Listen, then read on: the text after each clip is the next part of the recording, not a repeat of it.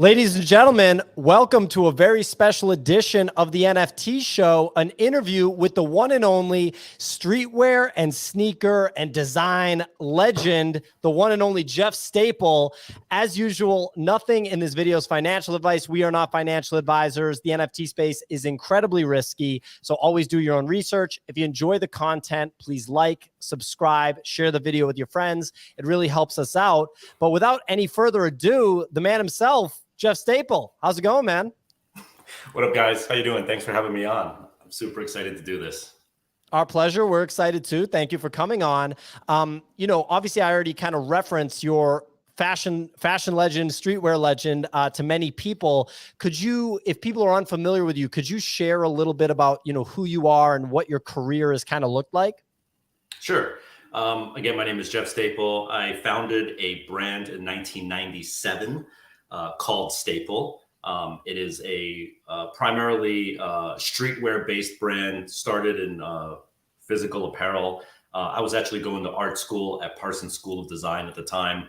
I decided to hand print some of my art onto t-shirts instead of like traditional paper or canvas. And those 12 t-shirts sold at a boutique in downtown Soho. 12 became 24, 24 became 48. And 25 years later, we have Staple, which is a full-blown collection of tops, bottoms, accessories. We're distributed globally, worldwide. And I'm super proud of the work that we do. We do a lot of collaborative work as well, as you can see right there on the bottom right. And people can see this, right? They're seeing this as well. Yes, sir. Yeah. So this is like our collaboration with the NFL. We're the first brand ever to collaborate with all 32 NFL teams at the same time. So this is like our Tampa Bay Bucks new era cap. But we've done some incredible collaborations throughout history. There's some Cole Haans that we just dropped for people who are into like sort of more sophisticated wear. But here's all the NFL caps and stuff. So we're really proud of all the collaborations we've done. In 2005, you might have heard probably one of the most iconic collaborations that we did with Nike. It's called the Nike SB Pigeon Dunk. And that is what really kicked off.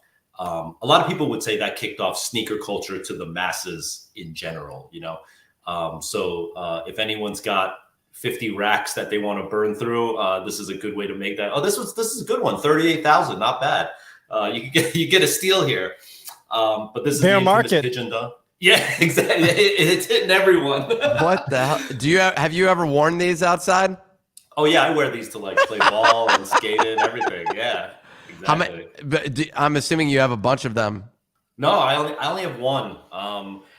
People think that I hoarded a whole bunch of these, but I didn't. And if you look under there, we've made other iterations like the Panda Pigeon, the Black Pigeon. So there's other ones that you could get for a more reasonable price, like $800 or $1,000. But that OG one is like, around $50K. So there's Staple, which is the clothing line. And the infamous icon for our clothing line is the pigeon, which you'll see recurring in a lot of our motifs. It's kind of like our polo horse, if you will.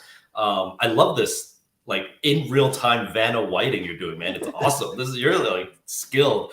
And then we also have a creative agency called Reed Art Department, where we take everything that we've learned from the last quarter century and then just sort of distill it for select clients that we work with. And then most recently, we founded Stapleverse, which is my foray into everything Web3, blockchain, NFT, digital asset.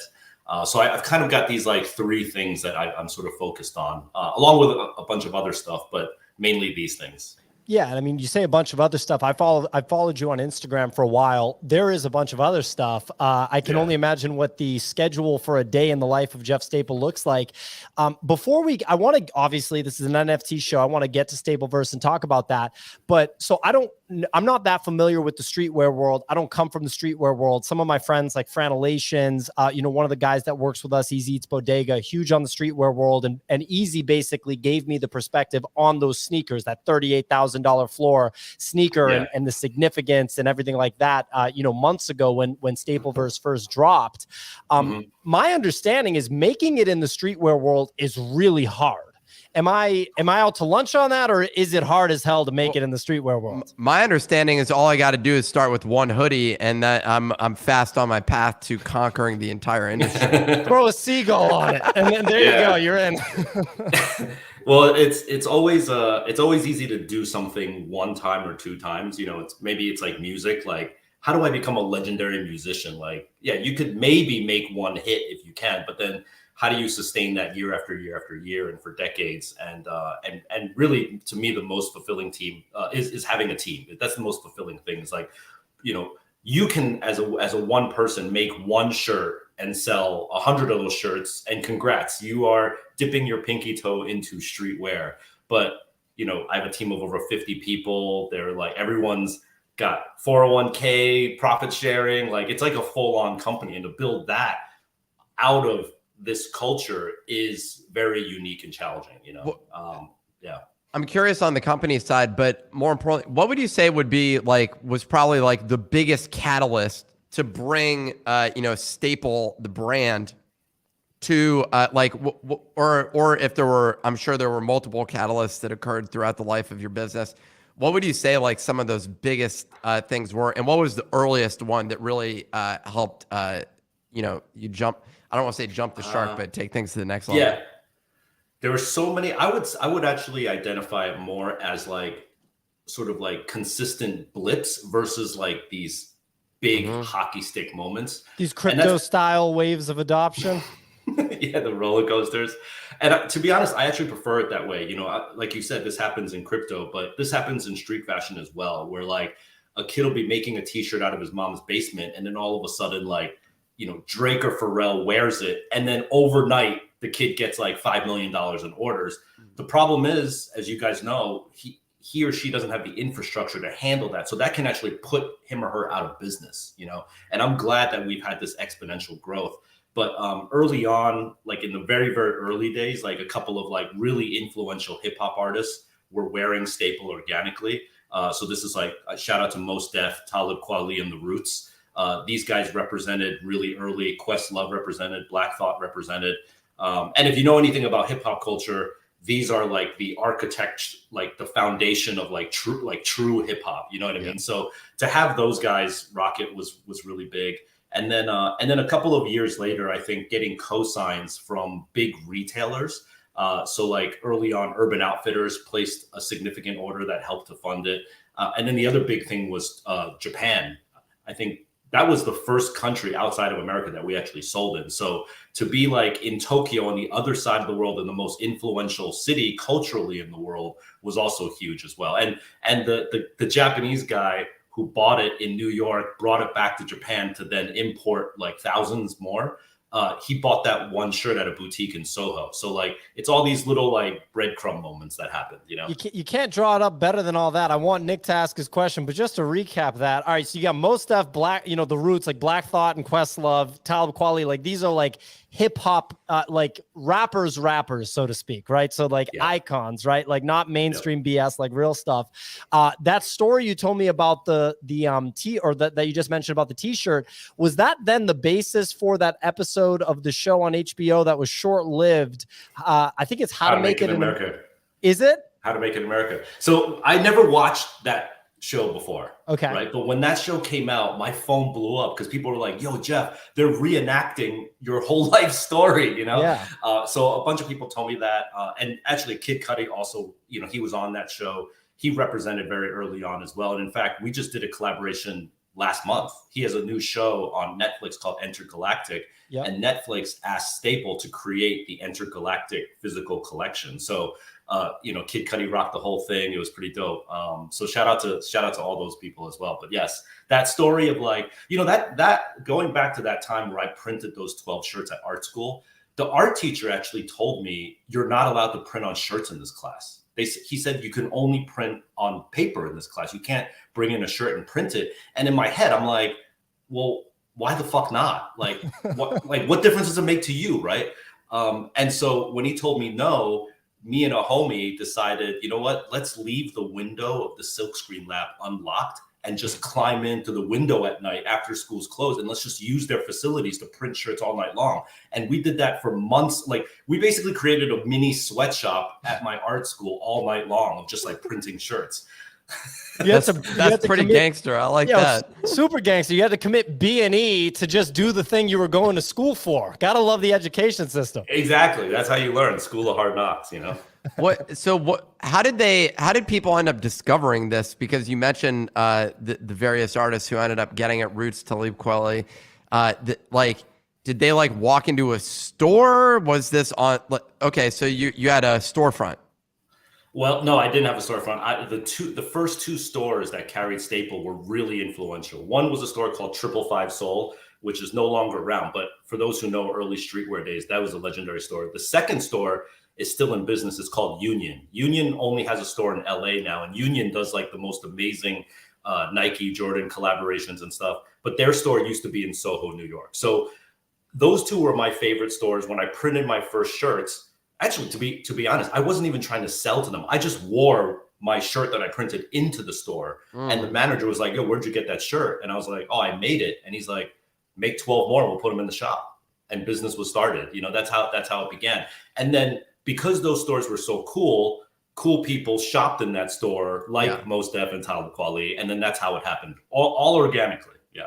I mean, that sounds like a major catalyst. Chance, as well as like, I mean, your willingness to just, break into your own school. I think expelled. those two things. Yeah, like you weren't expelled, were you? No, I wasn't expelled, but I did drop out. I didn't graduate. But I will say that the lesson there is that, like, I don't want to hurt anybody. I'm not trying to like break the law. But my thing is, like, if someone tells you something and you question that and it doesn't hurt anybody, I'm of the mindset like, yo, bend those rules until like just before they snap. But like, if I just listened to that teacher and was like, yes, sir, no printing on shirt, like I wouldn't be where I am today, you know? I mean, it's more American approach. I wonder if you mentioned Japan as being another catalyst. I don't like the culture there. I don't know if someone in Japan would have like broke when the person was like, yo, you can't do this, would have been like, nah, man, screw you. I'm doing that. That's a very like American attitude sort of approach to things. Well, Nick, let me tell you this funny story. The friend that I had break into school with me, he was a Japanese exchange student. Oh, shit. Right? So the whole time he's like, Jefu, I don't know. This is like, he's like shitting in his pants. But I'm like, bro, this is a New York moment, man. We're in New York City. We're about to break into this school. Like, we would buy blank shirts, ink, and squeegees from Chinatown at Pearl Paint. I don't know if you remember Pearl Paint, but like, because what I didn't want to do is get in trouble for using school supplies like illegally. So I was like, no, I'm using my own supplies. And we would fill up a pillowcase filled with this shit, throw it into the window, and then we would climb into the window. And he was just having the most like New York moment. He's got stories for life now when he goes back to Tokyo. I will say some of my best stories were with Japanese students I lived with a house filled of, it was all Japanese guys actually, and we'd host parties. Wow. Anyways, I don't need to go down that path because my story does not result in such epic a tale where I generated a massive streetwear brand. So there is that's about the similarities end at that point. But I also want to add that, like, just to remind everyone who's watching, the year was 1997. Yeah. Okay. My business card had a landline phone number on it. No mobile phone, no email address. The internet back then was a fucking CD-ROM that AOL sent you in the mail. That's how you got online. So like when people talk about Web 2, I'm fucking pre-web here doing this shit, you know? So it was a whole different era. But I think what's been a lot of fun to witness is marketing or product development in that era versus today. There's so many differences and so many things that are crazy, but there's also a lot of really interesting common themes that, you know, sort of ride through the generations. Yeah, like I mean, and that entrepreneurial spirit and determination where somebody literally told you not to do something, you said, well, why? Like, why would I not do that? I'm not hurting anybody. What's the benefit of not doing it? And then taking matters into your own hands and running with it, and then having the resulting kind of story develop. It's incredible stuff. So we just talked about you're basically starting in Web 0, and you alluded to Web 2 and Web 3. What was your introduction to quote unquote Web 3? Did you buy cryptocurrency earlier? Were NFTs your first kind of foray into it? How did Web 3 enter your life? Got to give a big shout out to Zora. So Zora was approaching me about trying to do something where this is sort of pre NFT, but the idea of doing a physical drop on Zora. So we did a Coca-Cola Nike Dunk sneaker in very limited quantities that we did the drop on Zora as a Dutch auction, I believe is what it's called. And so did that on Zora. And then it sort of opened my eyes. It was sort of like the gateway drug, if you will, onto what's happening here. And that was damn near, that was pre-COVID. So that was a really long time ago. Zora has since pivoted their whole business plan, but that was the original one. And then I just started observing what was happening. People were telling me about NFTs. And similar to what you were saying, the same way that people were like, you can't print on shirts, you're wasting your time printing on shirts, you're wasting your time collecting sneakers and stuff like that. I mean, anyone who's in NFTs now knows that there's probably the majority of people in their surrounding lives are like, what are you wasting your time on these fucking JPEGs? This is such a crock of shit. It's a Ponzi scheme, right? So I'm hearing that same shit today that I heard back then. So I could definitely relate. And I was, back in 17, 18, 2019, I was sort of ascertaining myself whether this was real or not.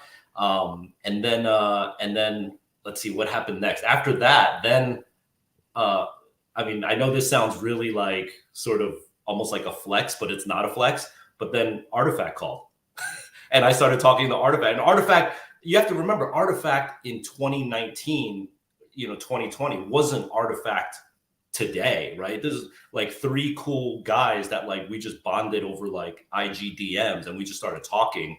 And that's how it began with Artifact. And it's just, a lot of people will say oh, Jeff, you're so you of course you're winning because you picked Artifact to work with. It's no, we were both on the ground not knowing what the fuck we're doing, and we decided to build together. Very similar to Nike SB back in 2005.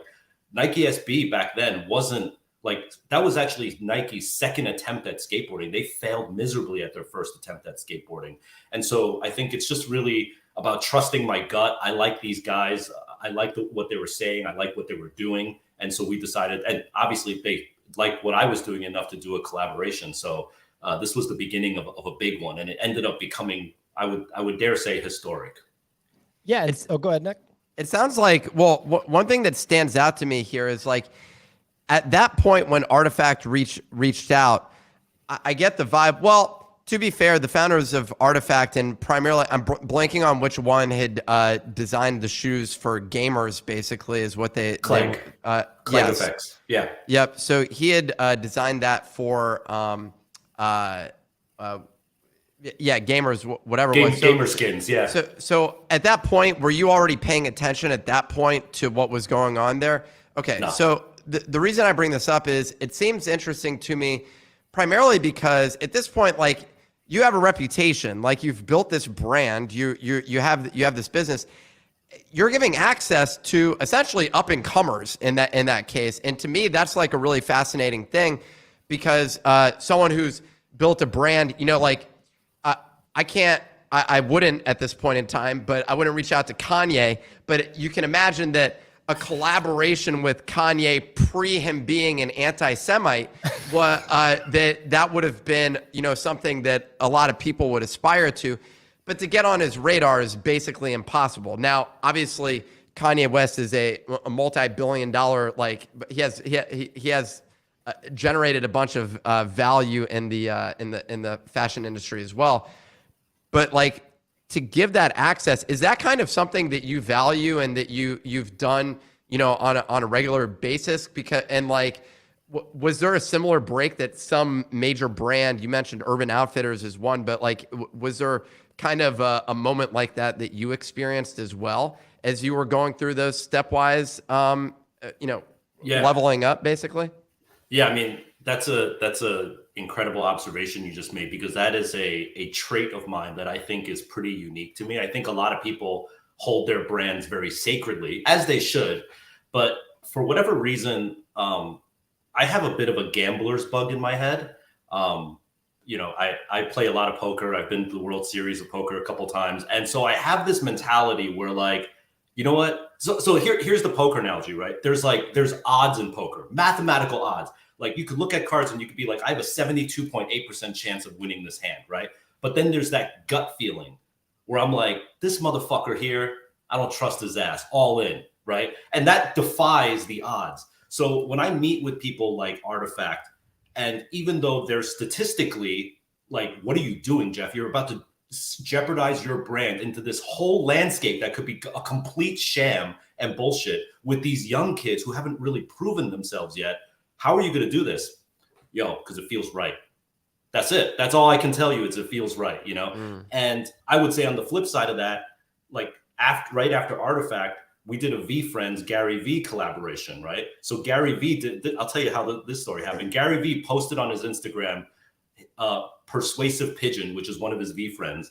And I wrote in his comment, I never talked to Gary before this, by the way. I wrote in his comment, should Staple Pigeon and Persuasive Pigeon have a meeting? Right. And then he writes back publicly on the DMs, like, you know, check your DM. Got his cell phone number. Within 10 minutes, we were on a FaceTime call, and we made a collaboration happen between VeeFriends and Staple. So Gary did the same thing. Why would Gary just reach out? I mean, you know, granted, yes, I have a blue check or whatever, but like, still, like, I ain't on Gary's level. You know what I mean? Like, so for him to like reach down and be like, yo, Jeff, what you do is dope. I like what you're doing. Let's do something. So it's sort of just like passing the baton back and forth. But I definitely have that gambler's mentality when it comes to like taking risks on people. I absolutely love it. Yeah. And that's something that, for a lot of people, getting your break, I guess, as you would say, is something that, and in this case, you know, in your situation, that started at the beginning of your like journey is essentially, one comment on that though, in 1996 or 98, seven. Okay. So at that point in time, well, I guess the internet was around. But where was the virality of people seeing, like, how was streetwear distributed in that culture? Where did that occur? Was that literally just on the street, or like, where was that going down? It was at clubs and bars and on the street. That's why streetwear is called streetwear. Yeah. Because the only way you absorbed it was by fucking walking the streets, taking the subway, and like going to clubs. So I actually, on the side, back in the late 90s, was also a DJ. And I was an RI DJ. I was like a C+ level DJ. But my main impetus for being in the clubs was to make a little bit of side change while I could A, observe people and what they were wearing in the clubs, and B, if I had some samples, hand them out to people in the club. You know, so that was my thing. But like, yeah, back then it all happened in the nightclubs, man. What's your equivalent today? I mean, you have a pre-existing distribution system built in, and you've now, you know, grown your audience on social media. Is that it? Like, is that the name of the game at this point? Like, have we, I mean, is streetwear even streetwear at this point? Like, is it like, is it exclusively Instagram basically?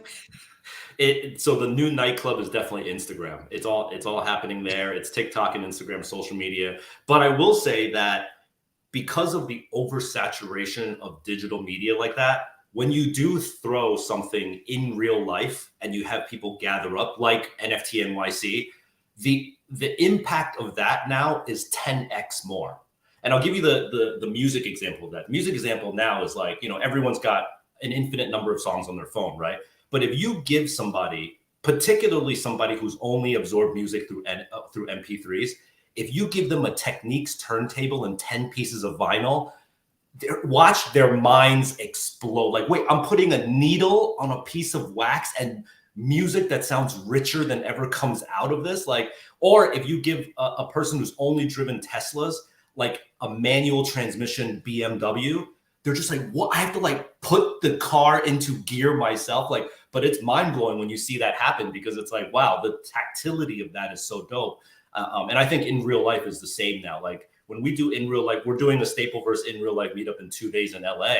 Like, you know, 75 people RSVP'd overnight. We already filled the space. I thought it was going to be like a dinner for 20. It's like 75 people. We have to like rent out this whole space now. but I'm really excited to actually like shake hands and have real conversations with people in this community that happens 99.9% on Discord or on Twitter. Come on, Jeff. You knew there were going to be 75 people that accepted that invite. I don't know about that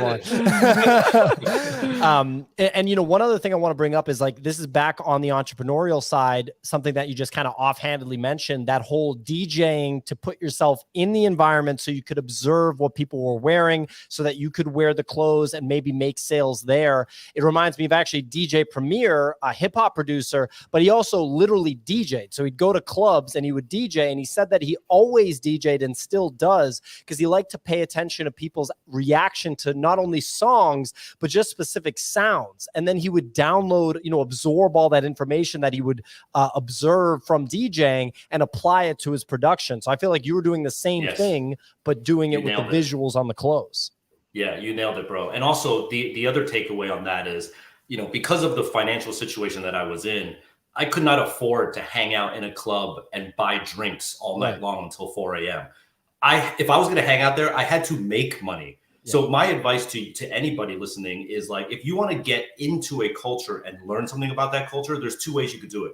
One, you could be a looky-loo and just observe from the outside and fan out, or you can infiltrate it and actually figure out a way to make yourself useful there. And to be honest, at that point, I would have cleaned toilets at the nightclub if I could get in there. You know, like I just wanted to be in there and make a couple of shekels on the side. But like that was the whole impetus. And the DJ Premier story is the same thing. Like he just wanted to learn. And what better way to learn than to actually contribute to the culture, you know? Even if you're not doing the thing that you ultimately want to do, you can work and make yourself useful, like you said. Yep. I mean, look at you mentioned the homie Franilations, right? Yep. Like, he's not a quote unquote like school designer, but like look at the way he has made himself indispensable in this culture. He could have just been like a fan, but no, he became like a voice, you know. And I love seeing Fran do this and take on this whole new persona, because I remember him as a kid that waited in line for sneakers back in the streetwear day, and now to see him get directly involved, it's also so indicative of Web3, because honestly speaking, in the pre-internet Web 0, Web 1, Web 2 world, a person like Fran wouldn't be able to break through the gatekeepers that were installed to get into the culture. But in Web 3, someone like Fran in 6 months could be like a named star in the culture, which is so dope. I think social media as a whole is like, you know, it levels the playing field. Ultimately, if you're able to, you know, generate an audience, build your authority, then it gives you the ability to, you have built-in distribution.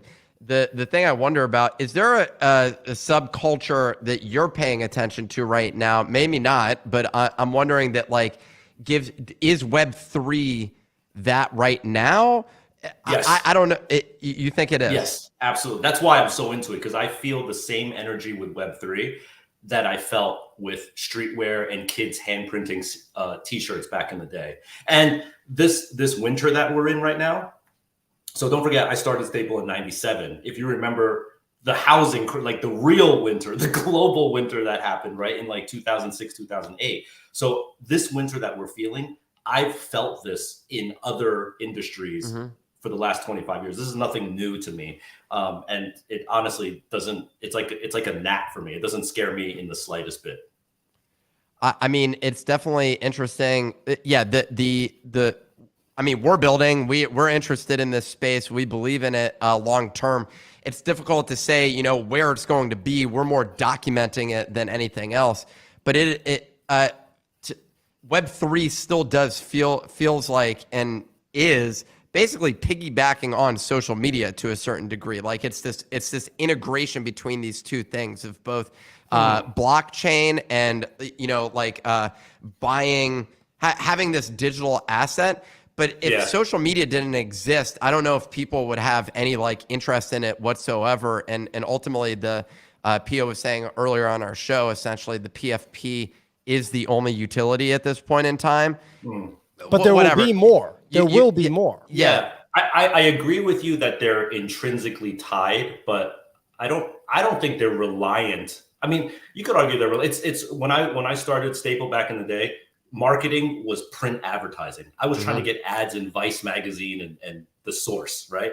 And you could argue that like, man, if there wasn't Vice or The Source, you would be nothing. Yeah, but if we weren't around, they would have nobody advertising in them. So it's like this very symbiotic relationship where like if I mean, if you ask anybody at Twitter, what did the NFT community to help Twitter as a company out? It basically revived the goddamn social media platform. Yeah, right? that's fair. We need each other, I think. Yeah. 100%. And so I'm more zoomed in than I thought. Here we go. So this was the artifact piece. We talked about this. Then we get to Stapleverse. And so Stapleverse took, I'd say, the whole NFT space, by storm. Obviously, you had a big name coming into it. You got a typo there, by the way. Yeah, I think so. There we go. There we go. And so it was an ambitious project. There were 3 stages, if I remember correctly. For some reason, OpenSea is broken sea right now. During the Jeff Staple interview, gotta love it, OpenSea. But Jeff, like when you were thinking through Stapleverse, like what went into it, and what was / is the vision? Okay, so what went into it was like we just came off of this incredible project with Artifact. We now have the opportunity to build our own thing. And I think I took like a very streetwear sort of anti-establishment stance on it. I was like, I know everybody wants the pigeon, right? It would make so much sense and it would be such low-hanging fruit if I just did a 5,000, 10,000 pigeon PFP project and that was it. But I said to myself and to the team, like, we have an opportunity here to tell like a much longer story, right? So I was envisioning myself as if I was Kevin Feige writing Iron Man 1 and then thinking about Shang-Chi and the rings like 25 years later and 26 movies later. So if I can begin like a genesis of a story and begin telling that story now, this is the place to do it because I'm in control of my own storytelling. So I said to myself and to the team, if everyone wants a pigeon, great. But in order to catch a pigeon, you have to feed a pigeon. And New York City pigeons, as you guys know, eat very unique things. They don't really eat like bird food and sunflower seed. You might find like a tea bag stuck in a beak of a New York City pigeon or a used condom. No, like for real. You know what I mean? Like you never know what's in a pigeon's beak. So we picked 20 things that like, whether it's a bagel or a shish kebab or like, we do have one sunflower seed, which is the normal thing, but like a joint, a crinkle cut fry. So we picked all of these things. And so people were getting these things. And I loved it because we sold out of this entire collection. And what that told, there's a syringe. Yeah, it's not exactly their evolutionary diet, Exactly, yeah. But what I loved is that people got it and they supported and they were like, we understand that you're not giving us pigeons because we didn't reveal yet that what was going to happen with these. Literally zero intel of what was going to happen. So that was phase 1. You collect your food up. And then what happened in phase 2 was our tossing period. So if you could imagine the visual of a guy sitting in the park bench and he's got his food and he's throwing it out there trying to catch pigeons, we had a tossing phase, which was essentially a burning phase where you would toss your feed and try to get a pigeon. Now, as in real life, when you try to catch a pigeon, sometimes a pigeon catches you and takes a dump on your head, right? So you get shit on, which is good luck. It's good luck if a pigeon shits on you, right? So when you tossed, you either got a pigeon or you got a poop. And so now what we did was we created 3 factions in the Stapleverse: Feed Clan, Poop Gang, and the Hood Pigeon Squad. And this actually came to fruition in like as good as it could have come in my wildest dreams. People wanted to join the 3 factions based on their own personality. So it's kind of like, this is such a weird comparison, but like, I remember when Sex and the City was big, people were like, oh, if you like Carrie Bradshaw, it says something about you. If you like Samantha, it says something about you. Whereas like here, it's like, if you like Poop Gang, it says something about who you are. If you didn't want to toss and you wanted to stay in the Feed Clan, it says another thing about your personality. And some people, the really like savvy sort of like, I guess like the statistically minded gamblers, they were like, no, I want all 3 coverage. I'm going to get all 3, So that was phase 1 and phase 2. And now just this month, we announced our phase 3 project, which is Sapiens. And if you go to stapleverse.xyz, you'll see a little preview of Sapiens. So all of this now, is coming into fruition where like Sapiens is short for Homo sapiens, which is people. So this is going to be the collection that is representative of the people of New York. So first we had the poop, we had the pigeons, we had the feed, but then who's who are the people behind this? That's something that I always knew we were going to reveal eventually. And that's what Sapiens is. So we work with an artist in Belgium named Rhymes Like Dimes to create these amazing characters. This is just one preview. But yeah, this is coming out by the end of this year. And I think we're really going to change the game with what we do with Sapiens. So Rhymes Like Dimes, Nifty Gateway OG, known for making dope like hip hop artist representations in this artwork style. So that's going to be awesome. Nick, go ahead. So how are you going to, do you like burn your other items to get these, or like, how's that going to go down? Nick, are you in our Discord?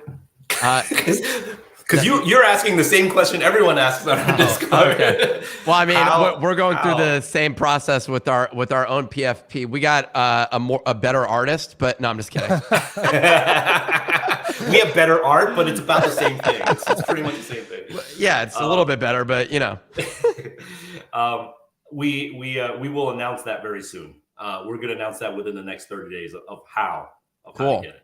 Yeah. We if you didn't ask, but on our end, our entire process is through a burn mechanic for ours. So yeah, we'll see how that. Yeah, that's definitely on the table. We're in discussions on it. But what I did announce already, so I can announce here, is that everyone who currently has a feed, a pigeon, or a poop in the Stapleverse, you're getting a Sapien 1-to-1 for sure. The specifics of the how are TBD right now. We're going to announce it in the next 30 days. But if you have one, you're in. You still have a chance. If you get one between now and mint, you're in. So like, we want to really take care of the people who are in phase 1 and phase 2 early. And so, this is the next step in the Stapleverse ecosystem digital identity. I know it's early. I know that not all the details have been revealed. Is there anything else that you can reveal about Sapiens and what they might mean to the ecosystem, and, any kind of interesting, characteristics that they might have as NFTs? Yeah, one of the most exciting things that we're going to release is you can see how this character's outfit is changing between like a jacket and a scarf and a gold chain and a polo shirt and things like that. And you can imagine now how they could wear a backpack, they could have different accessories and everything. So we're going to be releasing Sapiens as a body, as a character, but then we're going to also be releasing these crates, which if you own a Stapleverse right now, we already airdropped you crates during our last keynote. So in these crates will be clothing and outfit items that can be equipped onto your character. You can dress up your character. And we've actually even figured out a way where you can change up your character's look.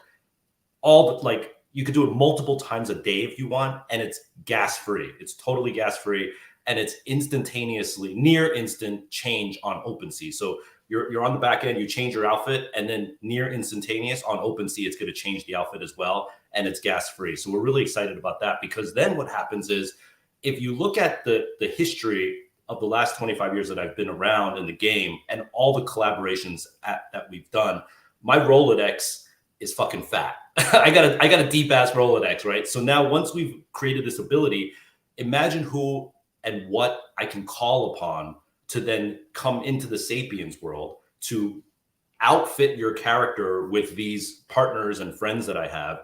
And then you tie in the ability that I have to have been creating a clothing line for the last quarter century. So if you look at that varsity jacket that's on the screen right now, to now make that into a real varsity jacket that you yourself can rock and match your Sapien or vice versa, is like a triangulation that I've got goosebumps talking about it right now, just thinking about the network, the ability to make, and then now the ability to equip your character is going to be really amazing, I think. I've been discussing that and kind of beating the drum around dynamic NFTs essentially, and that's inevitably the next phase of this whole process.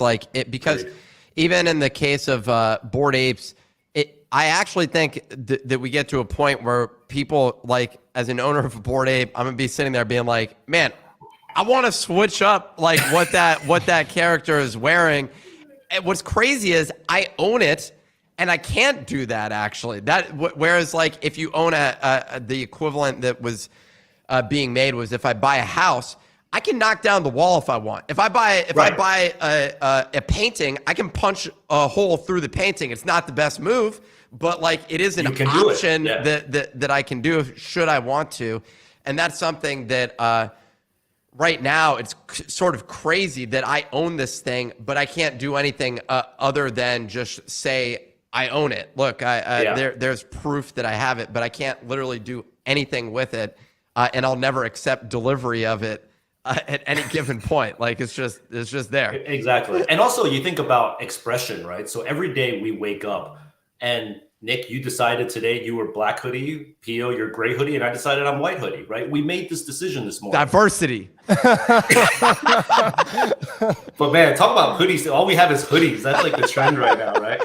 But no, but what I'm saying is like, you know, this afternoon I might want to change into a button-down shirt. And like with PFPs right now, you're like you said, even if you have a very valuable one, you're just locked into that one thing. What if like 5 times a day I wanted to change the look of that? I actually think that people, young, old, male, female, whatever, will find it easier to represent their true personality through a digital avatar than in real life, right? Oh, yeah. So right now, if you go on TikTok and Instagram, you know, all these people are like, quote unquote, representing themselves by shooting all these selfie videos and everything. But that selfie video that you're watching took like 2 hours of figuring out what to wear, hair and makeup, ring light, all that shit, right?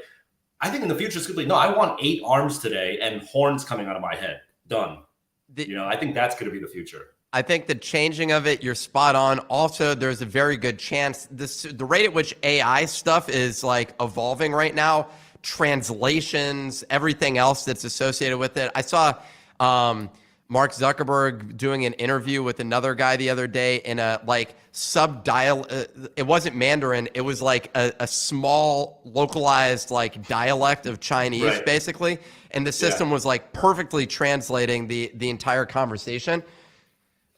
How we look is inevitably not going to matter in the digital world as well, because basically you can just represent yourself however you want. And that's something that's like crazy to think about. Frankly, all the influencers right now that are models basically should like take that cash as fast as possible, basically. I agree. Because it's just going to be replaced. Like, also, you think about like the conversation of like people needing to look like Barbie and Ken dolls or Jenners and Kardashians in order to succeed.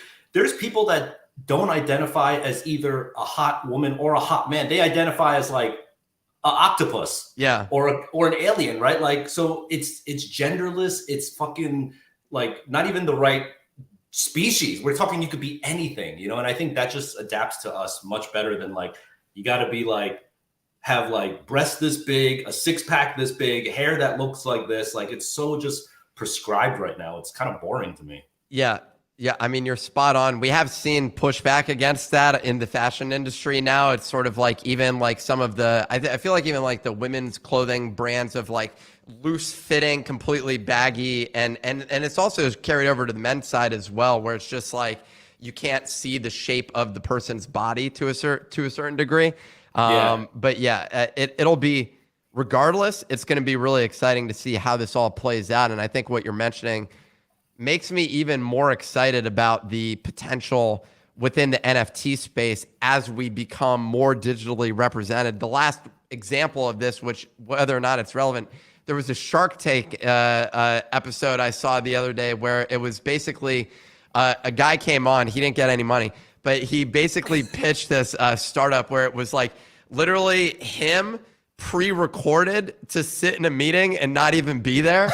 But when you think about it right now, like you can't, it's the hurdle to manipulate yourself is still pretty big. There's a couple tools that exist, but you can't, like you're saying, represent yourself as a robot easily. Like you got to like dig around and find all this stuff. All this becomes native. So it is really exciting, and it makes me think it kind of transforms fashion as well. Infinite possibilities, infinite creativity. Sorry, go ahead, Jeff. One more example is, you know, we have a collaboration dropping this week, actually, on the 27th with Gutter Cat Gang. So It's been so much fun working with Gutter Cat Gang because they are a primarily founded and led female NFT project, right? So I've been working really closely with Carly, who's one of the principals there. And she was just saying that, yeah, in a market that is like heavily dude, let's face it, right? It's like damn near 85% dudes. For her to come out, it was cooler and better for her to come out looking like a cat from the gutter than a woman. Like, first of all, how fucking crazy is that? That a gutter cat has more like power and rights than a woman would in the NFT space, but she felt more comfortable saying like, no, we're gutter cats, you know? So I love that, like, just way that you can represent yourself in any way. And even like, I also want to give a shout out before I forget, like Ferocious, which is one of the first artists that really broke into it, that made me see the light. And he was a fellow Artifact collaborator as well. When I finally got to meet Ferocious multiple times in person, like, I don't know if have you met Ferocious in person, or if you crossed paths with him ever? He's not like a person that fits into boxes in society well, right? Like he's like, oh, you're like, you're, you know, like, no, like he doesn't check off any boxes. He's his own box. And it really requires something as open-minded and as like democratic as the Web3 space to allow a Ferocious would have had a hard time existing in Web2. For him to be winning like he is Web3 only. Facts, hands down, period. Hella successful. Yeah, I mean, look, all this stuff is totally on point. And this collaboration with Gutter Cat Gang looks, I mean, just the idea that is dope. And I didn't realize that they actually had stuff in Stadium Goods. I know they did their event there. So Jeff, I think one question that a lot of people would love to know, and you kind of alluded to it. So you talked about these avatars. Rhymes Like Dimes is the artist. Very, very dope. And, you know, clearly you can see the fashion being integrated in. I think a lot of people would love to know, will there be integration between fashion and NFTs in the sense that you need to have the NFT to get access to some of the fashion? Because I think a lot of people think that if you did something like that, similar to how Gary Vee forced his audience to buy tickets to VCon via an NFT, it wasn't like you could go to Ticketmaster or go to OpenSea. You literally click on buy tickets to VCon on the website and it took you to the OpenSea collection. Can people expect physical Jeff Staple goods, whether it's clothing or collectibles, that you only have access to via owning NFT assets? I would bet my life on it. I would guarantee that for sure. And to be frank, that is where this market is going. It's the writing is on the wall. That's where we're going. I wouldn't even call that innovation at that point. That's like a standard that's going to happen. We're actually trying to innovate even beyond that, because we know that's going to happen. So part of the Sapiens project will allow for that integration of digital to physical and back and forth. But we want to add another little, let's call it like a KFC secret spice on top of all of that. That's going to make it even crazier to own one of these assets and NFTs, you know? So like, I'm really excited about that. I can't reveal it right now, but it's something that like, it speaks really truly to my roots. Another aspect of my career that I didn't even get to mention is I've had a podcast on Hypebeast called The Business of Hype, where we've interviewed over 120 peers and industry influencers. And I think I just have the ability, because I've been in the industry, to like really talk like a peer with these people, you know, versus more like a journalist would. So I get these like nuggets of information out of them. And so I say that to say that will be like a little bit of a clue into the secret spice that will be added into the Sapiens universe of, like, to be frank, like education, learning, mentorship. Like, it's going to be insane what we're going to do. My last question on my end is, can we show you our PFP and get your thoughts? You mean Nick, you mean the one that's better than ours? Yeah, you can show me. Yeah. It's debatable, but I'd love. We have huge fashion ambition on our end, but in all seriousness, we haven't shown this to anybody, but yeah, we've been working on that for an extended period of time. So, anyways, yeah, I didn't have that on my bingo card at the beginning of the interview, Nick. Nice. That was not in the doc, Jeff. But anyway, we didn't put it there, but you know, shoot your shot. No, show me. I'll be your focus group. There we go. Awesome. Well, Jeff, you know, any closing thoughts for the audience? Anything they should know about Stapleverse, Staple, or anything in between? Man, I mean, just stay tuned to us on our Discord at Stapleverse. We're on Twitter and Instagram. We're doing a big release at ComplexCon this year in LA on November 19th. So we're going to be there in force. And then, we already talked about what's happening with phase 3 and Sapiens. Check out Rhymes Like Dimes as well, like you said. But Sapiens is going to be something pretty amazing. And we hope you guys join the community and have a lot of fun. We're going to have a lot of fun making cool stuff for you and just really unlocking what's going on like inside my brain into people who are in the community. So definitely looking forward to that.